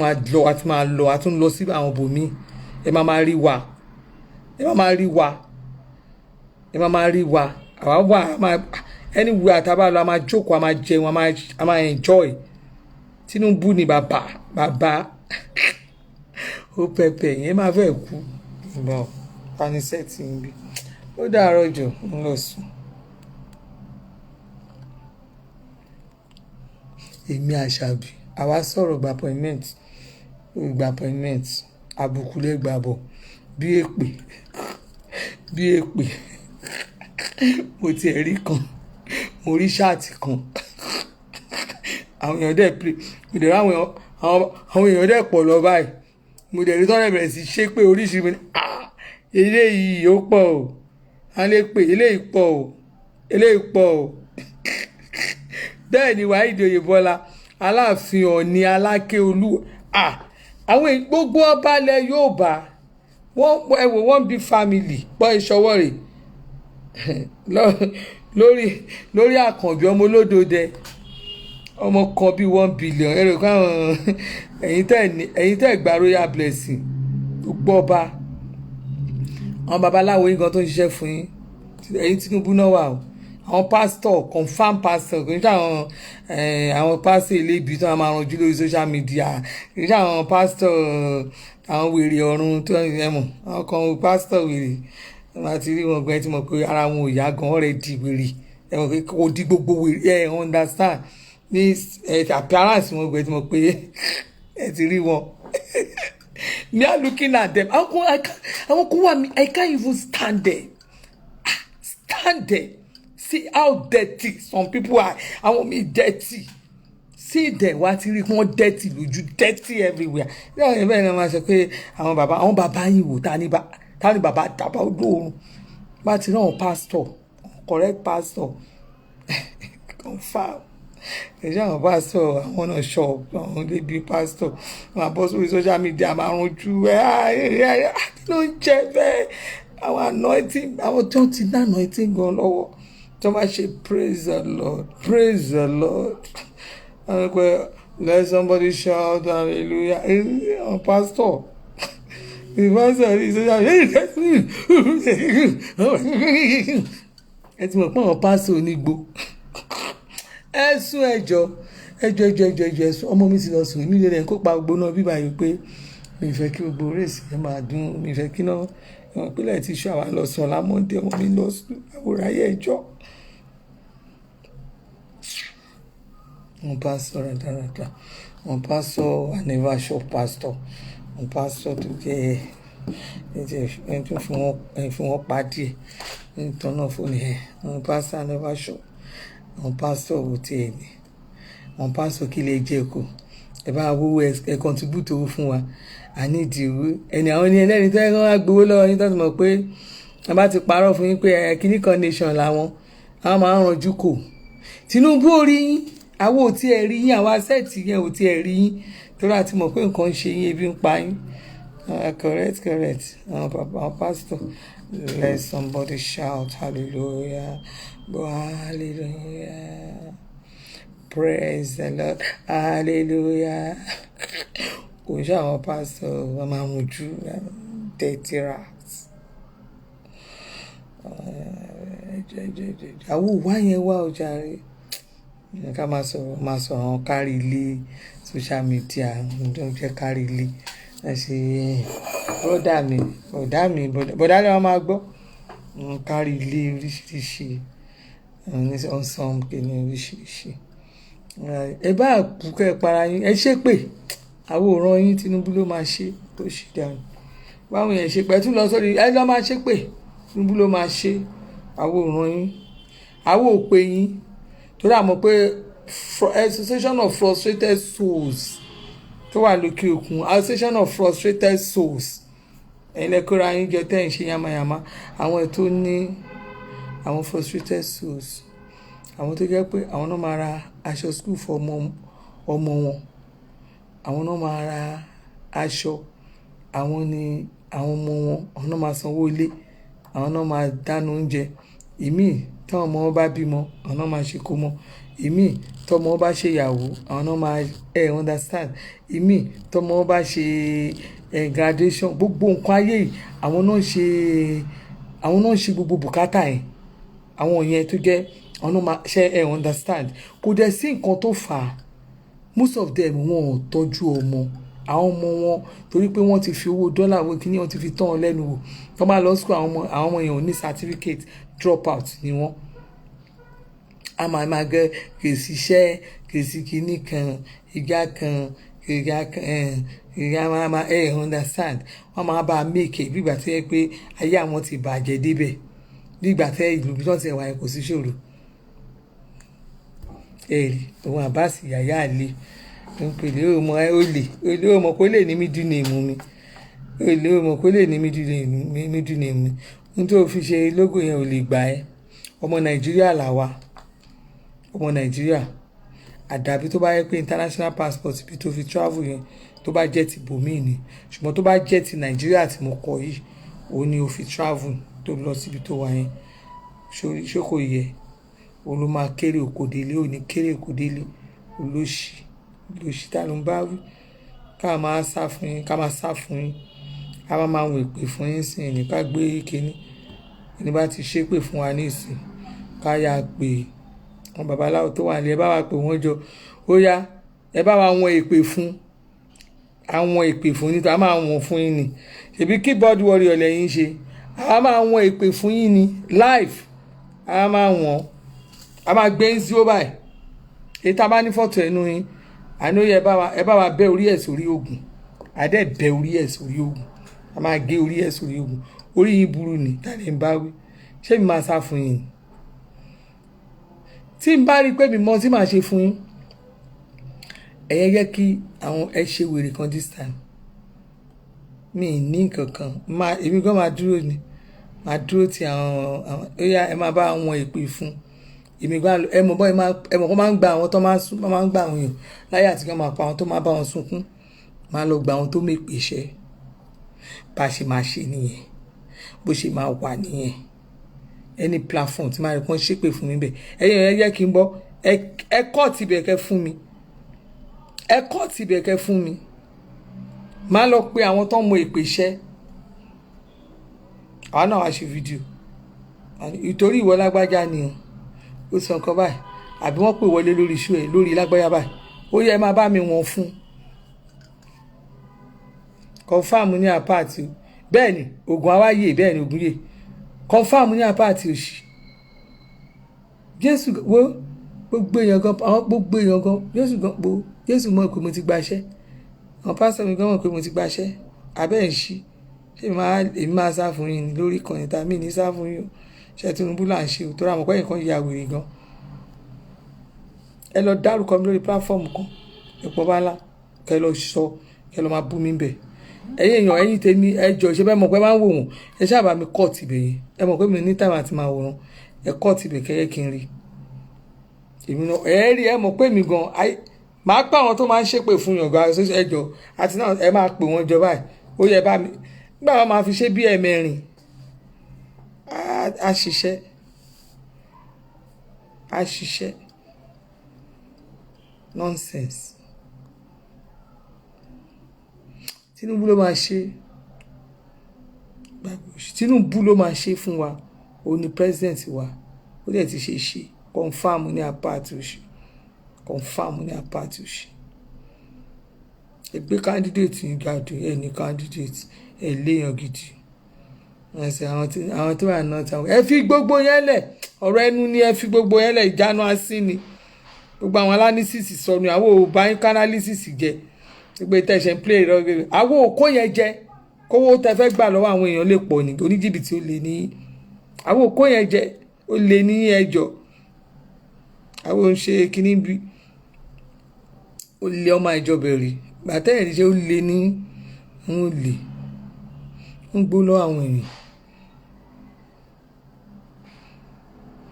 wọn gbó lọ́wọ́ àwọn èèyàn owó lẹ́yìn lọ́gbà wọn kẹta fẹ́ ṣe kẹ́ máa ní kàn lọ́ mú wa kàn yàn wá mú wa orí ẹ̀wò ẹ̀yìn yẹn má ẹ̀wò ṣẹ́rí t-shirt I need the biro umbrella I need anything wristband cap wristband cap we need ẹ̀yin tẹ́ bá lè ṣe scarf we need the scarf tó máa kọ ṣẹ̀mọ̀ Nigeria diaspora for Aṣíwájú ẹ̀yin tẹ́ bá print ẹ̀kọ́ orúkọ yẹn sí tẹ́ fún wa kò mátà ẹ fún wa ní scarf ẹ̀yin tẹ́ bá lè bá a ṣe fìlà táwọn muslim máa ń dé yẹn ẹ fún wa a fáwọn customized things tó máa fine tó máa beautiful tó máa look beautiful tá a máa fáwọn èèyàn ara sensitization náà nìyẹn ṣe mọ̀ tá a máa ẹ mọ̀ á ṣe ń sọ fáwọn èèyàn ni ara ẹ̀ nìyẹn tí bàbá yìí máa fi declare interest ẹ̀ ó tiẹ̀ máa declare ara ẹ̀ nìyẹn ṣé táwa ṣe nìyẹn èmi dẹ̀ ni coordinator èmi ni director my Nigerian coordinator his name is ẹ̀mọ̀ popular ni àwọn èèyàn máa ń pè ní Caesar orúkọ ẹ̀ ni Babawale ṣé ti Babawale ló ń jẹ́ Ọmọgbọ́láhàn Babawale òun lórúkọ ẹ̀ tẹ́ bá fẹ́ mọ̀ lórí Facebook máa ẹ jẹ́ kí n mọ̀ ilé Nigerian diaspora for Aṣíwájú a wà lórí Facebook a wà lórí Instagram ẹ join wa adẹni group wa wà ó solid platform wa ò kì í ṣe platform tí ó ẹ̀ ní rí nǹkan bẹ̀ ó wà interesting ẹ máa rí oríṣiríṣi information àbá bàbá Bọ́lá Ahmed Tinubu gbogbo nǹkan tẹ́ fẹ́ gbọ́n pa wọn ẹ máa gbọ́ but platform ò kì í ṣe àwọn platform tó máa everything we have is about bàbá Bọ́lá Ahmed Tinubu àwọn òní nǹkan àwọn ráyè gbogbo yàmàyàmà tẹ́ máa ti fi àwọn ọ̀rọ̀ ẹlòmíì àwọn nǹkan tí ò ṣẹlẹ̀ máa post yàmàyàmà sórí platform ẹ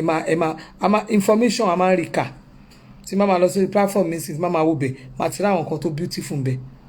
tí mo fẹ́ gbọ́ information news about what is happening irú Nigerian coordinator wa lẹ́nìí wọ́n wà ní Arise TV àwọn àti Abuja coordinator Oyin Kọ́nsẹ́lá wọ́n jọ wà ní Arise TV lẹ́nìí tí a jọ lọ dig it out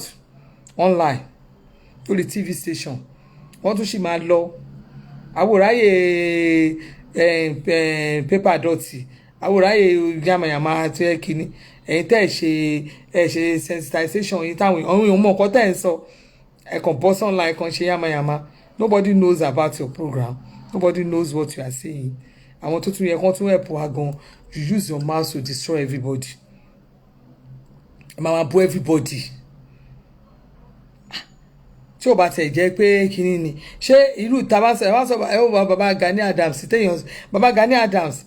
ó ti lọ sẹ́wọ̀n rí náà ṣé nítorí àwa Yorùbá yìí náà ló ti lọ sẹ́wọ̀n ṣé kò lọ ṣé ìjọba ògbérí ni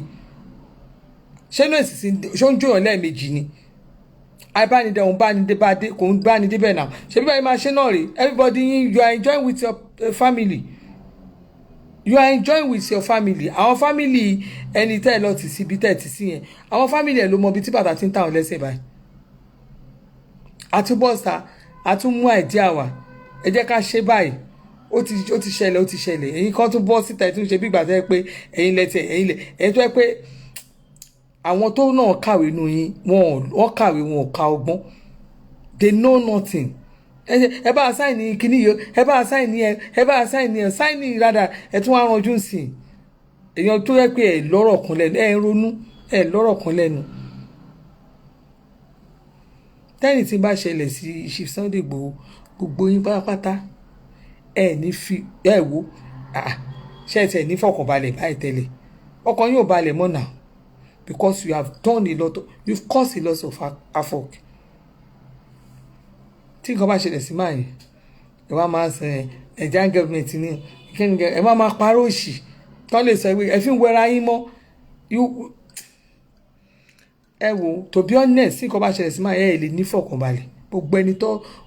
tó lọ́wọ́ náà ẹ lè ní fọkànbalẹ̀, because you cause a lot of havoc. Àbọ̀sà mi tẹ̀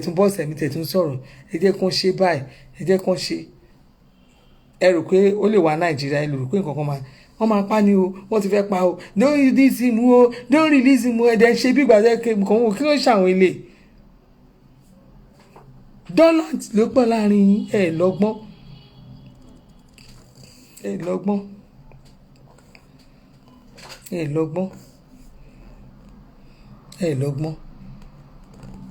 Wọ́n máa pa ni, kí Fúlàní ká máa ṣe ni, Fúlàní kì í ní ìṣẹ̀yẹ. Buhari wà àtìlẹ́sì bẹ́yìn. Tó bá mú àwọn tó jẹ́ leaders yín pẹ̀lú Buhari, tí wọ́n bá déwájú Ọlọ́run, àwọn leaders yín wọ́n á rọ̀ ìbọn lé wọn lórí, wọ́n á fi Buhari lẹ̀. Buhari wá jẹ́ ó jọ̀dájú bíi ti ẹ̀yin, àwọn tó ń fún yín lówó tẹ́ fi ń bàlújẹ́ kiri, tẹ́ fi ń bàlújẹ́. Ọlọ́run máa bí gbogbo yín léèrè, ẹ̀yin ìka dédé. Buhari bá ṣe tán ní ìsìn Tinubu ló máa ṣe. Kí Buhari bá ṣe tán Tinubu ló máa ṣe. Ẹni tó bá ní òun ò ní gbà kí Tinubu ṣe, Ọlọ́run mọṣẹ́ tó máa rán sí, tó ráwọ̀ ní ṣépè fún yín, ẹ̀yin lè lílé pé. Ẹni tó bá ti lóun ò ní gbà kí Tinubu ṣe, Ọlọ́run mọṣẹ́ tó máa rán sí yín, a máa fi yín pamọ́ káàkiri ni. Wọ́n máa háàdì, ẹ máa wà lẹ́yìn wíńdò, a máa ṣiṣẹ́ tiwa. Tinubu máa ṣèjọba, ẹ̀yìn wíńdò lè máa wà, ẹ máa gbókèrè, ẹ máa wò wá gbá ẹ̀yin wèrè dédé. Ẹ̀yin tèmi ó dàárọ̀, Tinubu ló máa ṣe. Tẹ́ bá lọ fún mi, ẹ jọ̀ọ́, mo ní di souvenir. Ojú ò ní tì yín, tó gbogbo ibi tí mò ń lọ yẹn, mo gbọ́dọ̀ máa fáwọn èèyàn ní souvenir. Kọ́ mọ̀ pé yes, Tinubu ló máa ṣe. Tàbá délé ọba, a gbọ́dọ̀ ṣe, ọba ò béèrè owó lọ́wọ́ wa, ọba kan ò béèrè owó lọ́wọ́ wa, mo fi Ọlọ́run búra. A tún fún wa ní nǹkan, a gbọ́dọ̀ fi àṣẹ àwọn utility tí ń tà mú lọ sọ́dọ̀ wọn bá. That's the only thing tá a ṣe. Òye ká máa ṣe pépà rè o, owó mi, account number mi rè o, nǹkan tó bá fẹ́ printer, máa fẹ́ printer direct. Wàá bá printer sọ̀rọ̀, kó ra nǹkan tó fẹ́ rà, sanwó sí àkáǹtì printer. I don't ask for your money. Ṣé nǹkan tí mo sọ yé yín? Àwọn nǹkan tá a nídìí nìyẹn. Tá a bá wá ṣe tí gbogbo ẹ̀ succeed, gbogbo nǹkan bọ́ sí, kó wá máa pè mí. Ọba ńlá, àjọ ń wo show yín gba ẹni, tá a fi support ẹ̀yin mélòó, òun wo show mi, show comment gan, débi tó fún mi lówó, ó ṣe nǹkan kan. Wọ́n á sọ sí àjọ ń wo show yín gba ẹni. Mo gbọ́ nǹkan kan báyìí lẹ ṣe máa help mi. Wàá lọ síbi tó ń ti tẹ́tí ń ṣe silent washer. Lọ máa ṣe silent washer ẹ̀ ń bẹ̀. O pè mí kó sọ fún mi pé madam, ẹ bá mi ra t-shirt, mo fẹ́ 10. At least o bá ra t-shirt 10, it's part of it. 25,000 ni t-shirt 10, 25,000 naira ni. To bá ra is something. Èló ni bírò? Èló lẹ fẹ́ ṣe bírò? Èló lẹ fẹ́ ṣe kíni? Mo rí ọ̀kan tó ṣe hanky. Ẹni ẹ ṣe hanky. Ó ṣe hanky 250 pieces. Ó ṣe biro 100 pieces ó ṣe exercise book àpò exercise book yẹn náà 200 pieces gbogbo tẹ́ni ẹ̀ máa san bóyá bíi mi rò pé ó yẹn ju bí 80,000 ṣó 100,000 ṣá ẹni yẹn ṣe atúnikọ́kọ́ orúkọ ẹ̀ sí kò ṣe pé màá sọ pé mi máa gbà lọ́wọ́ ẹ̀ tẹ́ bá ṣe náà a fi ràn ra wa lọ́wọ́ ni a fi ràn lù lọ́wọ́ ni bọ́n ṣe ń ṣe nìyẹn àwọn èèyàn máa ṣe àwọn èèyàn máa support èyí tí wọ́n ń ṣe bí ìgbà tó yẹ pé Tinubu ò ní ṣe yẹn Tinubu máa ṣe àwọn ọmọ kéékèèké gan dìde àwọn youth for Tinubu movement tẹ́ bá rí àwọn èèyàn wọn ti dìde àwọn ọmọ kéékèèké àwọn ọmọ mi ni wọ́n àwọn ọmọ yẹn ti dìde tí wọ́n ń lọ tí wọ́n ń bọ̀ káàkiri lẹ́yìn àgbàlagbà kan wá dúró ẹlẹ́fẹ́ bá lù jẹ́ àbí tẹ́ bá dà lọ ẹ bá tàn ní upside down bó bẹ ṣe ń pariwo òsì kẹ́ ẹ fẹ́ ṣe anniversary ẹ ráwọn tó dá yín lò yóò ṣe mọ̀nàmọ́ná this time wọ́n fojú ẹ̀rí ṣége ìjọba wa lajú là jẹ́ kí nǹkan bàjẹ́ ayé brown ayé ìgbà tó kọ́kọ́ ń wò bí ọmọ gidi tó mọ̀ pé àwọn kan náà sanwó fún yín ẹ lọ wọ́n ńlá ẹ lọ wá dúró tẹ lọ gbàjọ́ tẹ fẹ́ fi dà lóru àṣà àwọn kan wọ́n wà bí kan tó ti rà àkáǹtì ẹ̀ ṣe ni ẹ̀yìn èèyàn lọ wọ àwọn àkáǹtì tí wọ́n ṣe àwọn tí wọ́n ṣe kínní last year ẹ lọ wọ àkáǹtì wọ́n ṣe síta owó tí wọ́n ná tọ́nà àwọn ná síta ẹ lọ wo ẹ mọ̀ pé people are àwọn èèyàn irọ́ pọ̀ nínú ìlú yìí gbó tẹ dá fún wọn àwọn owó tẹ dá tí ẹ rí àwọn tó bọ́n ṣe ná owó wọn náà fáwọn kan lówó àwọn kan níbi 50-something million àbí 40-something million wọn ò wà físíbù wọn náà ò lè ṣọ́ àwọn táwọn fún lówó síta wọn ò lórúkọ you don't want to show their family ẹ wọ ẹ̀sùn ẹ̀jọ̀ nítorí ọ̀nà ẹ̀ pàṣẹ ara ẹ̀ àwòrán ìgbòho yẹn owó mugun náà fi ń ṣàyọ mugun bẹ́ẹ̀ ọ̀ kọ̀ǹtínú ẹ̀ máa fún wọn lówó èyí tẹ́ ṣe yẹn ò jẹ́ eléyìí tá ti wà campaign ti bẹ̀rẹ̀ iṣẹ́ ti bẹ̀rẹ̀ main campaign ti bẹ̀rẹ̀ but sensitization exercise ó ti wà káàkiri orí ẹ̀ la wà yìí.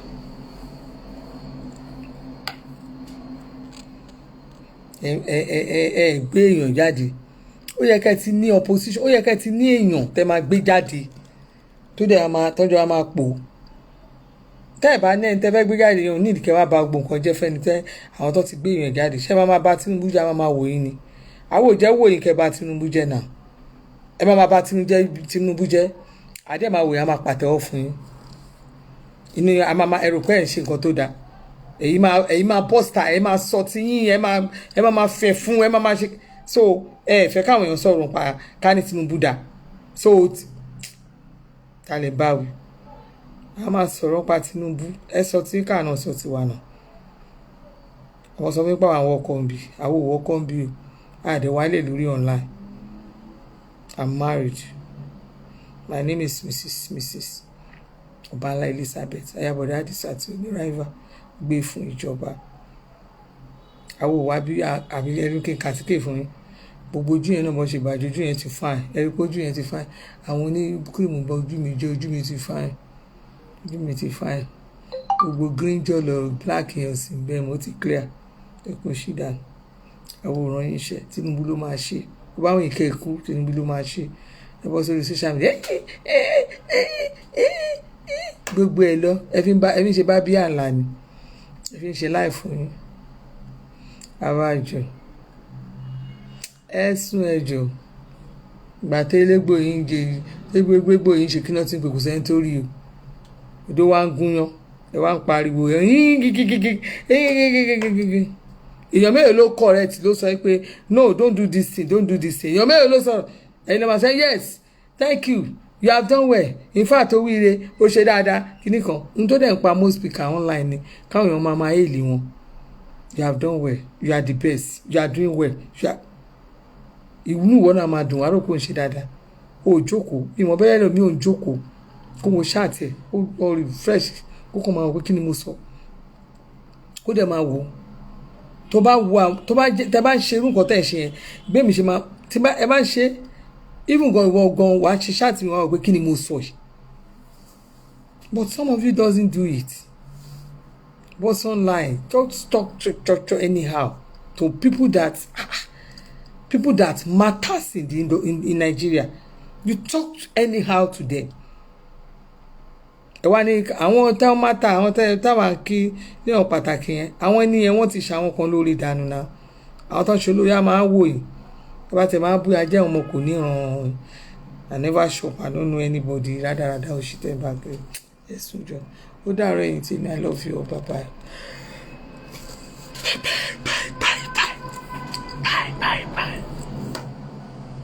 ẹ fàjù lọ́ọ́lẹ̀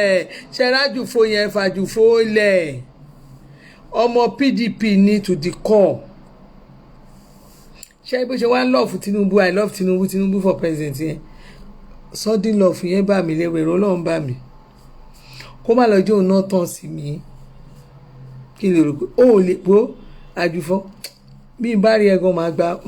máa sá 540 mílíọ̀nù ọkàn tó ní àmàdámẹ́ lọ gba driver mi ìfẹ́ ẹ má wọrí ẹ kọ́ lẹ máa kọ́ mi ìfẹ́ rìnrìn àyè máa rìn tó máa pè mí ẹ má wọrí mi nídìí gbogbo àjẹkẹ́ lọ gbé mi pa kẹ́ lọ gbé mi sẹ́nu àwọn tó jẹ́ kínní àwọn tó mọ̀yàn ló ń ṣe èèyàn irú àjùfọ̀ kí ló ti ṣe dáadáa fáǹsì mi ló ti ṣe dáadáa kí n ti fún gbogbo yá join wá bí báyìí àjùfọ̀ kò kọ́ láti máa tẹ̀sán tó máa fẹ́ lù wá pa àjùfọ̀ ó lè ṣe torí àjùfọ̀ mi trust ẹ̀ sọgbẹ́ mi ká gbogbo tó ń ṣe mo ṣáà pé àjùfọ̀ òun àti adé ayẹni wọ́n jọ ń bára wọn pò ní látàárọ̀ wọ́n kàn kọ́mẹ̀ntì mi ìka gbogbo kọ́mẹ̀ntì gbogbo nǹkan tẹ́ bá sọ ìka àti ní tẹ́ rí kíní ìyá mi olóríṣàdé ògúnkẹ́ adémiláyọ̀ olóríṣàdé ẹ ṣé God bless you mi ní wáyìntì èèyàn alálùbáríkà èèyàn àní ká ṣe kó dáa kí Yorùbá tiwa náà ṣe wọ́n gbádé wálé wọ ẹlẹ́yìn ò dádé o ẹ láfi tẹ́yìn bá bẹ̀rẹ̀ látọmọ ọ̀dọ̀ ẹ dádé o ẹ lórí tí yóò ń dádé àfi kẹ́ kọ́kọ́ fọ́ ilé kẹ́ dá lérú ná tẹ́ bá fọ́ ilé kẹ́ bá dálé ẹ fẹ́ wá ṣẹ̀bẹ̀ sí túnlé tó lórí ilé ilẹ̀ ìyẹn náà nice ẹ ẹ̀dẹ̀gẹ́ káà náà dádé bí kábíyèsí bá wá rí pé tí kábíyèsí bá rí pé ilé yìí ò ibi tó ń gbé ṣáà sí yìí ò dáa ṣe bí ọba dẹ̀ tún ṣe abẹ́rì palace tó máa ní ẹ̀rí tó máa ní tẹ́ bá wọ palace báyìí ọba yà wò pé no ẹ jẹ́ kí n tún tò báyìí ẹ jẹ́ kí n ṣe báyìí ẹ jẹ́ kí n ṣe báyìí so ẹ fẹ́ sọ àwọn ọba wa ẹ fẹ́ sọ sí òwò ẹ fẹ́ kán rí lédè sí kán má rí ibi sùn sí ẹ má jẹ́ ntàn Tinubu ló máa ṣe ẹ kó ṣì dànù àwọ̀ ò dá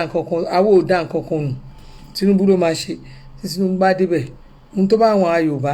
tó bá àwọn àlà máa ṣe kò ìkọ́kọ́ ni wò lè bẹ̀rẹ̀ kí ní sí kí Tinubu ní kọ́ lọ́ máa pa wá bí nǹkan kan ó máa fọwọ́ ọmọ àti bàbá mú wa nìyà ó máa mú wa dáadáa ó máa ṣe wá dáadáa nọ́mbà mi rè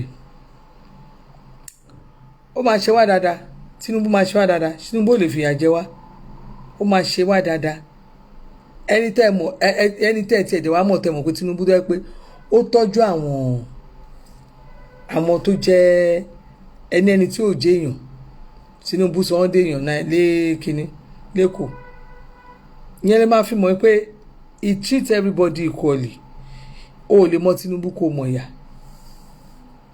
abẹ́ ń ṣe ẹwà òkè oná fún mi lówó ni yóò tí má gbówó Tinubu ara mi á ti fresh á ti dáa jù báyìí ayé mi á tún ti dáa jù báyìí lọ ṣẹlò ó lè jẹ́ Tinubu ni mo campaign fún tí mo ṣe gbogbo nǹkan fún tí mo wá bọ́sà tí mo ní problem ṣé Tinubu ò ní kó hàn ní àwọn tó ràn lọ́gbọ́n á ti ràn mí lọ́wọ́ kẹ́lì mọ̀ pé àwọn association náà fọ̀ dájú àwọn èèyàn ọ̀dájú rẹpẹtẹ so kí n tún fi Tinubu lẹ̀ kí n má gbowó èpè kí n máa ní ẹ kíní kan Yorùbá nation kan àbí ṣé wọ́n tẹ fẹ́ nìyẹn èmi ò gbowó èpè torí ẹ̀ ló jẹ́ pé tó bá ní problem tó bá ṣe nǹkan in the right sense wàá dìde ó máa dìde you will get back ó máa get back to your normal self. I'm not joking mi ò ní nǹkan tí mò ń rò ìṣòro yẹn ò dàbí ti tẹ́lẹ̀ because Ọlọ́run rí ọkàn mi pé mi ò ń ṣèyàn burúkú so kéèmí máa bá ń damage ìlú mi kí ìlú wa máa ń ní mi lára kí ìlú máa gbóná mọ́ mi lára ẹ lọ́ máa lọ ṣe kíní náà ẹ lọ́ máa gbé pé ibi tẹ́ ti ń gbé ibi tẹ́ ti ń lọ ṣe pé máa lọ ṣe fún Nàìjíríà rẹ̀ ẹ máa ṣe pé fún Nàìjíríà ibi tẹ́ ti ń ṣe fún ó kàn mí pọ́ ìlú tèmi wá ìlú olókìkí ní Nàìjíríà ìlú mi ni ó máa rọ̀ mí lọ́rùn kò ní ní mí lára Nàìjíríà ò lè ní mí lára mi lè bá wọn mọ̀ sínú ìlú yìí gbogbo nǹkan tí máa ń ṣe nínú ìlú ó máa bọ́ sí rere ni gbogbo ọkàn mi máa balẹ̀ á balẹ̀ ju bí mo ṣe rò lọ mi ní dààmú lórí anything ìlú Nàìjíríà kò ní gbòdì mọ́ mi lára kò ní gbóná mọ́ mi lára ẹ̀yin tẹ̀dẹ̀ fẹ́ Nàìjíríà bẹ́ẹ̀ bí mo ṣe gbá yẹn ló máa jẹ́ tẹ̀yìn náà àjọ máa rí ṣe ni gbogbo ìlú bíi tẹ́wá yẹn kò ní gbòdì mọ́ yín lára gbogbo nǹkan tẹ́ bá ń ṣe báwo máa bọ́ sí rere ni ẹ wá lẹ̀ lọ sápìlì ẹ fẹ́ lọ sápìlì dákú ẹlẹ́yìn tí ìrìwẹ̀ bàbá rẹ fẹ́ rí gbà ìlú bíi tẹ́ tí wọ́n ìpè lẹ́ ń ṣẹ́ fún lójoojúmọ́ you don't speak well about your country Nigeria and orúkọ máa jẹ́ kínní kò possible lọ́jọ́ kòkó Sudan Nàìjíríà là wà Nàìjíríà là ti ń ṣàyè wa èyí ni ká ẹ ṣe fèsì tiẹ̀ Tinubu ló dẹ̀ máa ṣe tó bá wọn kó lọ po sódà mẹ́fà Tinubu ló máa ṣe ló ṣe ló dàrú love you all ojàre.